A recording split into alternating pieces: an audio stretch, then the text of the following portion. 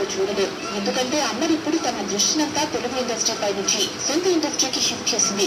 ఇక్కడ చేసిన సినిమాలు చాలనుకుని ఇప్పుడు సొంత భాషలో వరుస సినిమాలను సైన్ చేస్తోంది. ఈ మధ్య కాలంలో సమంత తెలుగులో బన్నీ త్రివిక్రమ్ సినిమా మాత్రమే ఒప్పుకుంది.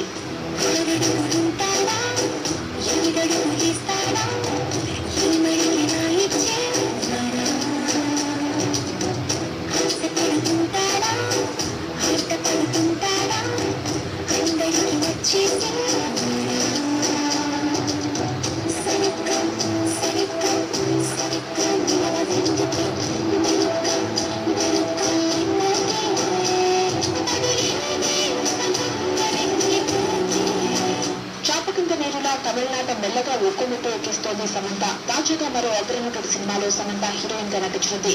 గోలిసోడా ఫేమ్ విజయ్ మిల్టన్ దర్శకత్వంలో విక్రమ్ ఓ సినిమాకు కమిట్ అయ్యాడు. అయిన తర్వాత ఈ సినిమా సెట్స్ పైకి వెళ్లనుంది. ఇందులో సమంతను హీరోయిన్ గా తీసుకున్నారు.